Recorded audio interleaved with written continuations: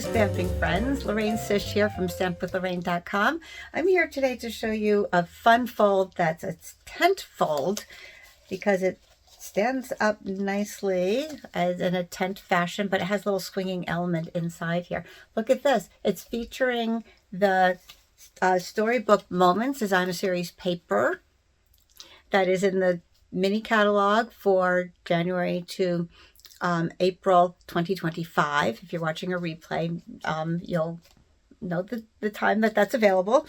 And it also coordinates with Storybook Friend stamp set. It has some dies. It's a fabulous suite. But this is a really fun card, especially for the spring, for Easter, for children. I love this suite, and I'm going to show you how to make this fun fold card with this little swinging element inside here. So if you like what you see, please give me a thumbs up, subscribe to my channel, and don't forget to visit my blog, stampwithlorraine.com, and hope you enjoyed the tutorial. Okay, so to get our card started, we need a white base that measures 11 by 4 1/4. That's going to be our card base, and it's going to be a top fold here.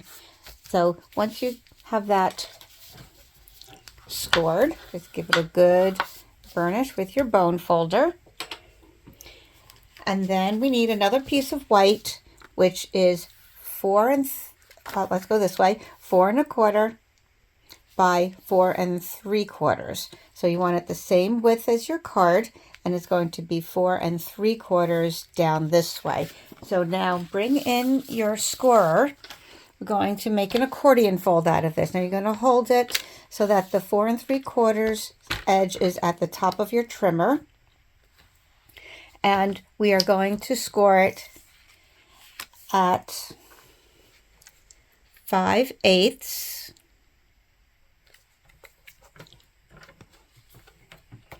A little hard to hold it this way. If you want to, you can measure it over here, 5/8.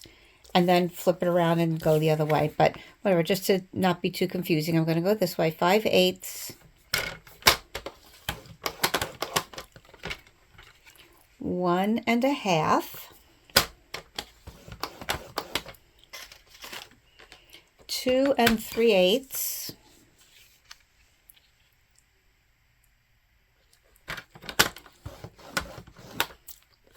3 1/4,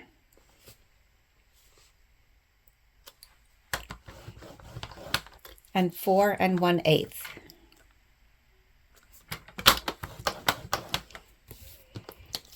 Okay, I know it's hard to see the score line, so here's a visual of what I just did. You're holding it 4 1/4 tall and the 4 3/4 across the top, and this is where you'll score it. 5/8, 1 1/2, 2 3/8, 3 1/4, 4 1/8. I'll have the measurements in the description for you. Okay, then we're going to crease those score lines.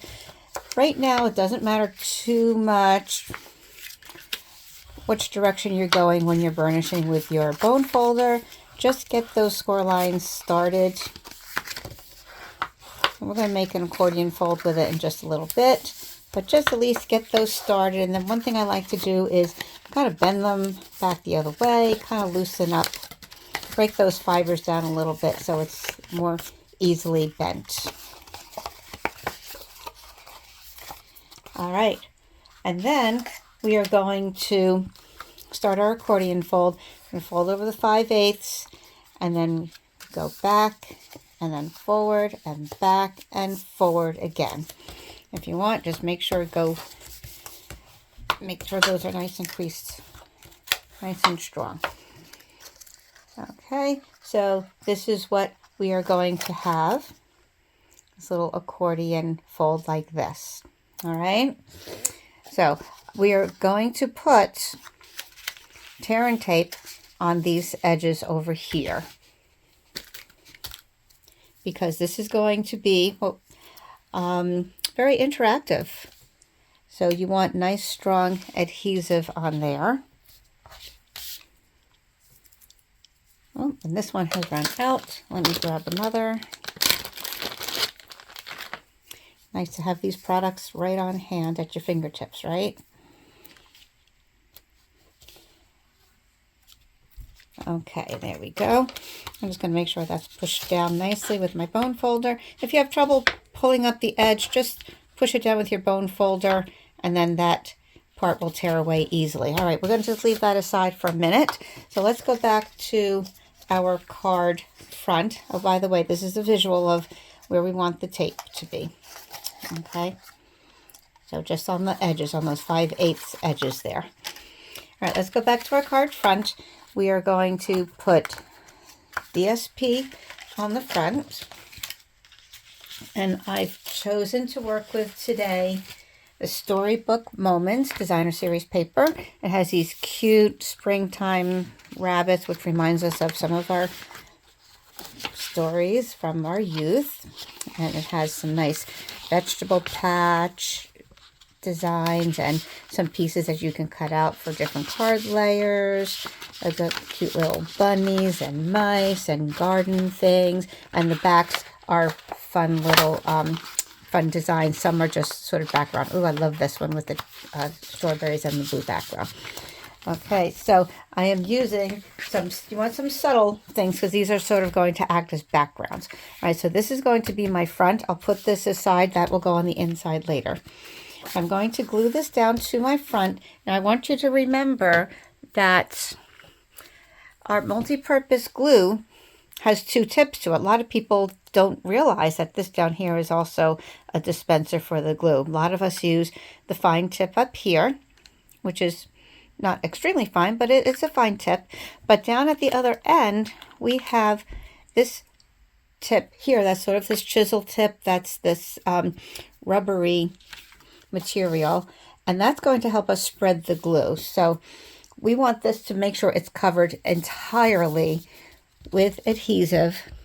So as I squeeze this, I'm also able to spread it. Now I'm going to use my silicone mat just so I don't get any glue accidentally on my work table. And as I squeeze a little bit, it also spreads that glue around. So don't forget that it's in there. You want the full sheet covered because we're going to cut out the rectangle from here, and we want that to be glued down nicely as well. Okay, I see that's nice and wet. It's curling. All right. So that's my front. Now I'm going to take this rectangle, which measures approximately 2 3/4 by 4. It's from the Deckled Rectangles. That's an online exclusive on the Stampin' Up website. It's the 4th one in from the largest. I'm going to put that across here, and we're going to cut out this center. It's going to be like a frame on the front. So I have some washi tape that I've used several times. It's not all that sticky anymore, which is great. It's perfect because I don't want it pulling up on my tender designer paper once I run it through the machine. So we will run that through the die cut machine. Let's see if I can get it in a little bit in view here, but many of you know how to do this. So I'm going to run that through. It's nice to have a little bit on an angle so that the tip goes first. It makes it smoother ride going through the wringer. But you want to make sure that this end is not going to extend past here because otherwise it might get crinkled in there. All right, so in we go. We're cutting through the designer paper and the card front.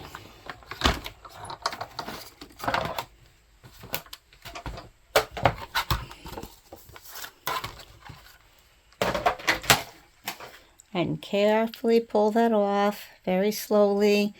Like I said, it's best when it's been used, and if it's new tape, then just rub it on your sleeve or on your fingers to make it not quite so sticky anymore. Now, do you see how this is attached to the cardstock very nicely? No edges are hanging off. If you do see that, then make sure you glue it back down again. All right, we can put this aside, and we can move on to the next part of our card, which is putting our mechanism inside. So here I am back on this here, and I'm going to take that part that I put the tear and tape on, I'm going to put it down this way. So it's extending down below the back of my card. It's attached to the inside. Now don't worry about this seam. We're going to cover it with our designer paper. I will pull this off.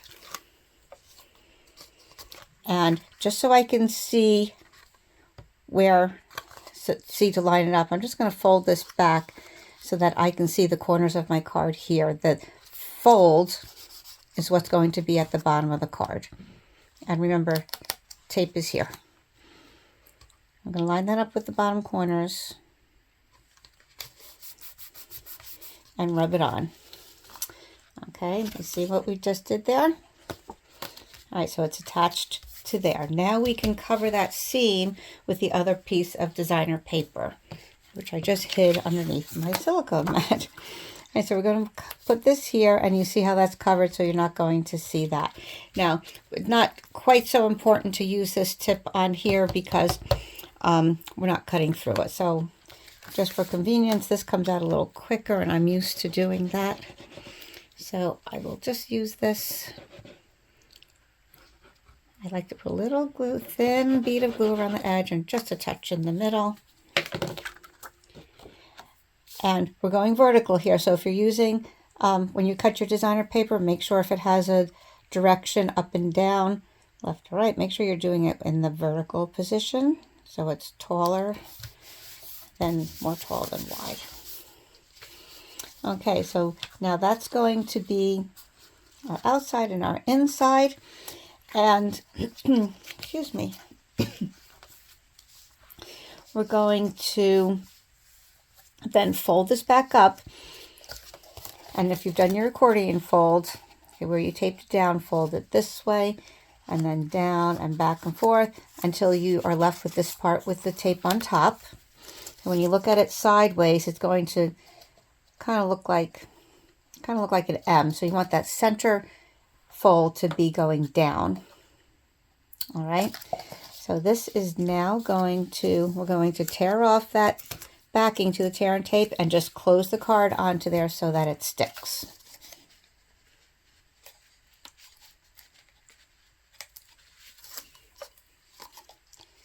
Okay, we'll fold that back up again, nice and tight. And then we'll just fold that on, and then it's all set, all good. All right, so you want this part going down. So when you're putting it together, just kind of keep that in mind. That's bottom is going to help hold the card. All right, now some people might say, well, why do you need that there? Well, because the front is kind of flimsy right now, and also this helps just give it more stability when it is standing up. Here it is from the side. All right, now we're going to take this piece, and you need just a little scrap that is more narrow than your rectangle. And I did have one here. Oh, here we go. A little scrap of white is not going to be seen. This is going to be your hinge that we're going to put in the back so that it's going to attach to here. I'm going to glue that down so that my crease is right near the top of my rectangle. Now this one just happens to measure about 2 by 1 1/4. So like I said, as long as it doesn't extend your rectangle, you're good. And okay, this was about 1 1/4. I didn't even measure, but just scored about halfway the long ways. Okay, again, it's not going to be seen. Just going to be this mechanism to hold the rectangle on in a swinging fashion. So we'll put this way up on top.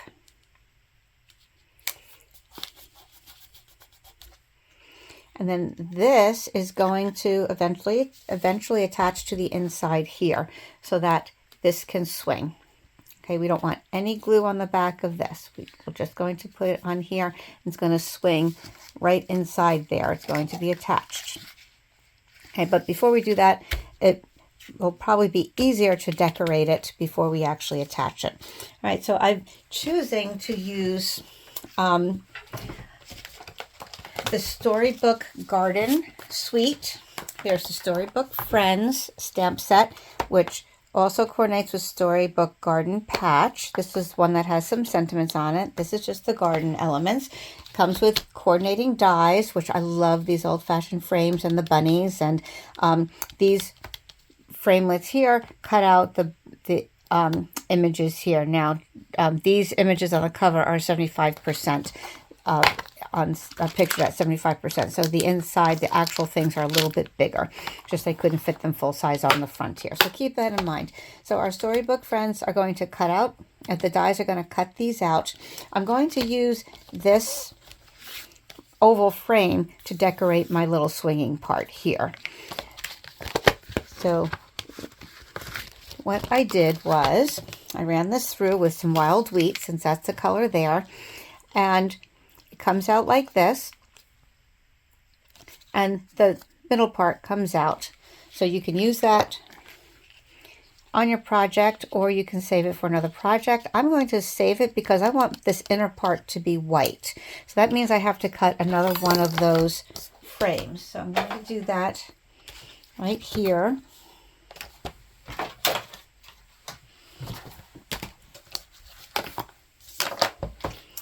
Get my, oh, here's my scrap. And I'll show you how that comes out. Now, it's always best to put the thinner part of your die through your machine first. Same concept of putting the corner through. It will kind of more easily pave the way into those rollers.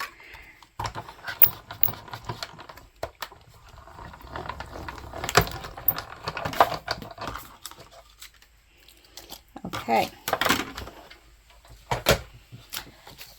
so this is where my little foam mat and my brush comes in handy. Now this is an older one that Stampin' Up! Used to have. Right now we do have an attachment that will attach to your Take Your Pick tool. But I use these parts a lot, and I happen to have this, so I just usually keep that separate. But you can get an attachment brush for this tool. Okay, so when I pull this off, you'll notice because it's an intricate die, there are some little pieces in there, and that's where this tool comes in handy. I'm going to just put it down on my little foam mat and brush so that the bristles gently get into those holes and push out any pieces that don't belong in the frame. Sometimes you need to go over a few times to get that in there. Now remember, some of these little dots are just to help get your die cut, your paper off of your die, and it kind of helps just push it through so you can then grab it. All right, so now we have that beautiful filigree there, right? But I'm not using that. I did this so that I can make a center on my frame here because I'm going to put another element there. And I wanted this back part to be white. So now I have this for another project. So it's kind of like, all right, you have half of it for here. Now this goes on to another one, and then on it goes. So I think it will look really pretty just on a square like this, and then you can put something special in the middle there as well. Okay, so now I wanted this background to be white because I'm going to be using the designer paper and one of the dies to cut out this little rabbit here. I want to make an Easter card. So I'm going to use the die that matches up with that. Some of the dies actually do work with the designer paper, which is nice. You can stamp it. Notice that this is the same guy here. Stamp and color it to the way you like, or you can use the designer paper here. So just to make it easier to go through my machine, I'm going to just cut a smaller amount here.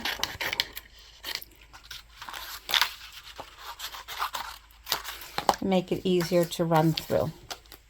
Again, I'm going to use my washi tape to hold it in place so it doesn't shift while I'm putting it through the machine. That washi can be used again and again. I can't tell you how many times I've been using these particular pieces of washi. Doesn't this remind you of like Magic Mirror in the Snow White story? Yes, that's for me. Okay, I'll put it this way. Remember to flip your plates so that they don't end up curling in one direction eventually. Oops, there you go, put that down. I'm going to just run that through.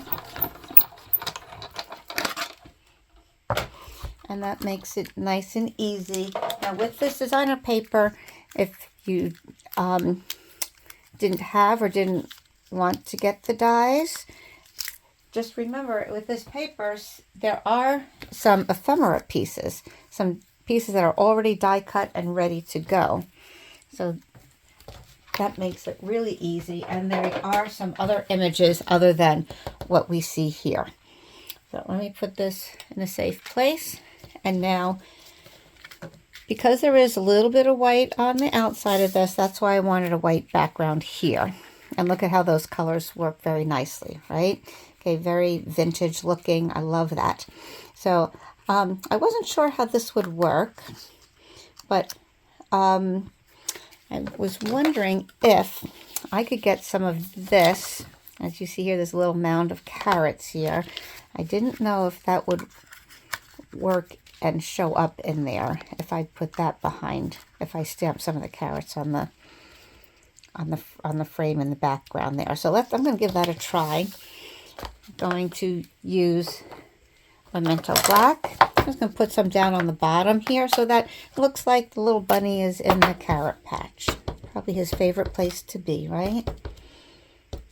Some of my bigger blocks, I like to take my ink pad to the stamp rather than going like this. It's a little easier to grab the stamp pad than the heavy block. I'm just going to go across my oval here. And I'm not going to worry too much down here because I could add a little bit more of this stamp to fill in, but I can also just leave it and color it just with my Stampin' Blends, which I think I'm going to do. But if you wanted to fill in more, ink it up and then just add some more down there like that. All right, so I'm going to use some Stampin' Blends. I have light orange because this is sort of a subdued color here. I don't want anything too bright, so I want the background to be kind of subdued anyway. So I'm going to use light pumpkin pie for those oranges. Watch how quick this works here. The oranges, the carrots, light pumpkin pie, the orange color on the carrots. Not oranges, silly. Okay, then little old olive, light old olive on the little carrot tops that are popping up out of the ground. See how quick and easy that goes? And then I have dark and light crumb cake. I experimented with a variety of browns that I had and decided that I like the crumb cake because it is more subtle and more on the lines of the wild wheat. I'm going to take my dark and I'm going to use the hard tip, the felt tip, to just go over those lines, and that's going to give a little bit of shading to when I add the light on top of there. Okay, so Stampin' Up makes it easy in that you already have those lines there. Just go over them with your dark. And then I'm going to come back with the light and fill in the spaces.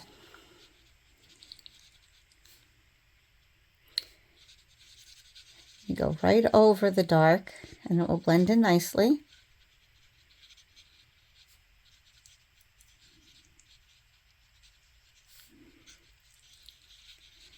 Okay, that's the beauty of the blends. Now over here, I'm just going to finish coloring this in down here. Now, a lot of his feet are going to cover this, so I'm not going to worry so much. And I do want to go over some of the places I've already gone to give it a little bit more shading. So kind of like once it dries, you can go over it again, put another layer of color on there. Because the ground kind of looks like that, right? Look how nice and quick and easy that is. Let me bring it up here. And that oval there, as I'm looking at it now, can also interact as an Easter egg, couldn't it? Okay, so let's see what that looks like on here. This is going to go on there like that. And then we'll put our bunny right over that. Now I know you don't see a whole lot of that, those carrot garden in the background, but I think it just adds a little something else rather than just the bunny, the plain background. If you wanted to, I guess you could brush a little bit of maybe some balmy blue, a little bit of blue on the background there to bring in a little bit more color. In fact, let me try that. Little balmy blue and a blending brush. I'm going to tap off a little bit first, and I want just ever so subtle back there. And start off your paper and go onto it. Okay, just super, super, super subtle. I don't know if you can even see that on the camera, but it makes a difference that it isn't just all stark white. All right, so now we're going to glue that down. If you wanted to use adhesive sheets on the back of this, that could have worked nicely. But I just started cutting a bunch of these. Now there is some space where you can put little dots of glue. So make sure you just go very lightly. Little dots of glue. If you're really gentle, you could do like that little thin bead like I just did. Just get some around the edges. Don't have to get every little spot, but you do want to get some key spots. Okay, I think that'll do. I'm going to put that down onto my rectangle. That's going to be my swinging element. I will glue this down in the middle.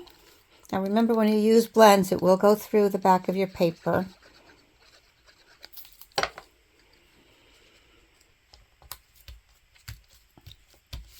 There we go. See, that little bit of blue makes a difference. It looks a little bit more finished. Now, of course, the bunny has to go up on dimensionals, right? We have 1, 2, and I'm going to use some of my edges for his ears. I have special scissors just for sticky things. Mine are blue, so I tell my stamping guests, blue for glue.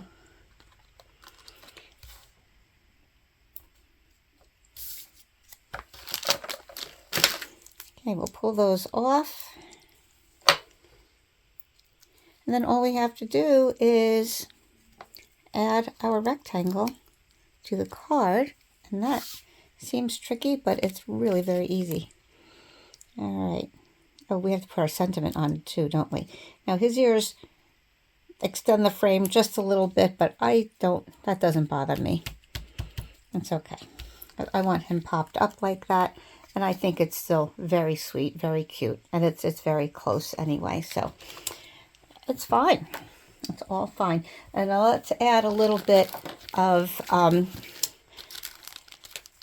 embellishments. Some options are the antique pearls, which are so, so sweet. I added that one to this little mouse one with the pearls right here and down here. And on my one of my other cards, I put the brass butterflies, but for this one I wanted it a little bit more kind of a masculine look for this little boy bunny, so I thought maybe these adhesive back textured dots, which have this bronze kind of metallic look to them, I thought that might be nice. And they are textured. They have I don't know, like little indentations in there. I'm not sure what to call it. But we're going to put those right at the top, right there and right there. If you wanted something a little bit more shiny, then perhaps this might be another option. The adhesive back metallic gems, you have them in kind of a rose gold, gold, silver, and different sizes. But I kind of like keeping with that vintage look there. Doesn't that look nice? Okay, that sort of brass, bronzy kind of look. Oh, look at me. I'm trying to put my glue on my on my pick tool. That will not work. Here's the top right here. Okay, so now to put this on our card, remember we have our back in here, we have this here.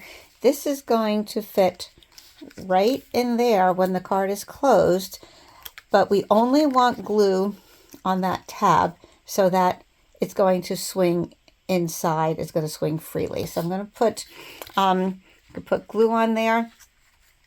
You can use tear and tape if you like.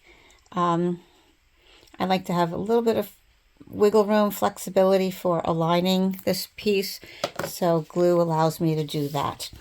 So I'm going to start with the bottom. Now remember, if before you start decorating your rectangle, if you have a direction on this designer paper, you want to make sure that you've decorated this in the right direction as well. If you go the other way, it's not going to match up the pattern, especially if it's a more bold pattern, something like in here. You do want to make sure it's not in the wrong direction. So I should have mentioned that before. And also, if you have a deckled or an irregular shape around the edge of your rectangle, then it's not going to fit back in there. So those are some things to really keep in mind. So this is really going to fit right in there, but remember the glue is only behind that white folded strip at the top. Okay, especially if it's glue, just hold it for a minute. Give it time to dry. Okay, if you like, you can turn it over, give it a little back rub so that it stays. And then, I know this is hard to see with the camera this direction, but you can see how this is now just hanging. All right. Okay, this is just in between. It's hanging loose, and it gives nice direction there. So here it is from the side, and there it is there. So I love that. Now, a sentiment, I like using these banners from Stylish Shapes. I have them here. If you notice, I used the smallest one on this card, and I even curled up the edges on the left, curled it up, the other one curled it down so it looks more ribbon-like, and I thought that was so sweet. I just love the vintage look on that. And so this one, I just happen to have this particular one cut. I have some cut already in here, so when I need something, I have something to go to real quick. Sometimes when I'm running them, I'll run extras just so I have some on hand if I have time for that. So now this, I'm going to just put this sentiment down here on the frame, but making sure it doesn't cover Mr. Bunny too much. I am going to put this down here like this. So that's just another option. So let's stamp that. I have Easter greetings ready to go here because this will be an Easter card for somebody. And I could stamp it in black, but again, to keep some of the more subtle tones, I'm going to choose basic gray. I've been using it a lot lately, so it's not quite as severe, I'll say, of a contrast. Not so harsh looking. Has that little softer look to it. Okay, there we go. Have you seen my lobster over here? I was doing something with the ocean friends the other day. And he got stamped on there. All right, so we have Easter greetings right there. I'm going to just attach that here. Now making sure that my adhesive only goes on the right side and on the bottom. You could pop it up with dimensionals, but I'm just going to glue this down because this is already shows depth here, and there's a lot of depth to this card otherwise, so I really don't think it needs dimensionals on here. So glue on this side and along the bottom. And I'm putting my finger there to make sure I'm covering the glue on the back. I could feel it. All right, so there we go. And you could have chosen to center it if you like. I just kind of like, he's kind of leaning this way, and I think this sort of balances over this way. Look how sweet that is. Isn't that adorable? Okay, you could see over here, I don't know if I can turn my camera a little bit. You can see how that's just swinging in there. He's just hanging out, having a grand old time. Okay, so We have little mouse in the teacup. We have Mr. Rabbit there. And I am so sorry, I've misplaced my other card, but it's around here someplace. I hope you enjoyed that, and make sure that if you are looking for the Storybook Garden Suites, you have your animals and your garden pieces, the designer paper. You have your ephemera pieces that you can just add right onto there. Look, that's what that is there. You have your frames on your die cuts, and a lot of fun things to do with this, and it's on really pretty much on the easy side. So I hope you've enjoyed that. Thanks for watching, and don't forget to subscribe to my channel and give me some thumbs up. It really helps me. And I appreciate if you are interested in purchasing anything and you don't have a demonstrator, please go to lorrainesish.stampinup.net to shop on my online store. You can also go to my blog, stampwithlorraine.com, and sign up for my newsletter. So I hope you enjoyed those, and I hope you try some yourself. Thanks again for watching. Come back again.